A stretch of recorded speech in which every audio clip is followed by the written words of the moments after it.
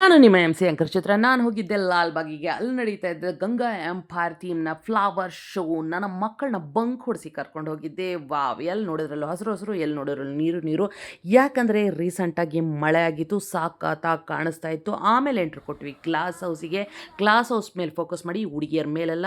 ಆಮೇಲೆ ಎಂಟರ್ ಆದರೆ ಸಿಗುತ್ತೆ ನಿಮಗೆ ಪ್ಯಾಲೇಸ್. ಏನು ಸಖತ್ತಾಗಿ ಮಾಡಿದ್ದಾರೆ ಈ ಪ್ಯಾಲೇಸ್‌ನ. ಮಸ್ಟ್ ವಾಚ್, ನೋಡಲೇಬೇಕು. ಗಂಗಾ ಎಂಪೈರ್ ಅವರ ಪ್ಯಾಲೇಸು. ಆಮೇಲೆ ರಾಜರ ಥೀಮು. ವಾವ್! ವಾವ್! ವಾವ್! ಆ ಕಾಲದಲ್ಲಿ ಹುಟ್ಟಿದ್ರೆ ಚೆನ್ನಾಗಿರ್ತಿತ್ತು ಅಂತ ಅನ್ನಿಸ್ತು. ಆಮೇಲೆ ಅಯ್ಯೋ! ಏನು ಗುರು, ಫ್ರಿಡ್ಜ್ ಇಲ್ಲ, ಟಿವಿ ಇಲ್ಲ, ವಾಷಿಂಗ್ ಮೆಷಿನ್ ಇಲ್ಲ, ಎಲ್ಲ ಕೆಲಸ ನಾವೇ ಮಾಡಬೇಕು, ನಾವೇ ತಿಕ್ಕಬೇಕು, ತೊಳಿಬೇಕು. ಈ ಕಾಲದಲ್ಲಿ ಹುಟ್ಟಿದ್ದೇ ಚೆನ್ನಾಗಾಯಿತು ಅಂತ ಅನ್ನಿಸ್ಬಿಡ್ತು. ಆಮೇಲೆ ಫ್ಲವರ್ ಶೋ ಒಂದಕ್ಕಿಂತ ಒಂದು ತುಂಬ ಚೆನ್ನಾಗಿದೆ. ಚಾವುಂಡರಾಯನೇ ಈ ಗೊಮ್ಮಟೇಶ್ವರ ಮೂರ್ತಿಯನ್ನು ಕೆತ್ತಿಸಿದ್ದು ಅಂತ ಗೊತ್ತಾಯಿತು. ಆವಾಗವಾಗ ಇಂಥ ಹಿಸ್ಟ್ರಿನ ತಿಳ್ಕೊತಾ ಇರಬೇಕು, ನೋಡ್ತಾ ಇರಬೇಕು. ನಮ್ಮ ಕರ್ನಾಟಕದ ರಿಚ್ ಹಿಸ್ಟ್ರಿಯನ್ನು ತೋರಿಸಿದ ಲಾಲ್‌ಬಾಗಿಗೆ ಒಂದು ಸೆಲ್ಯೂಟು.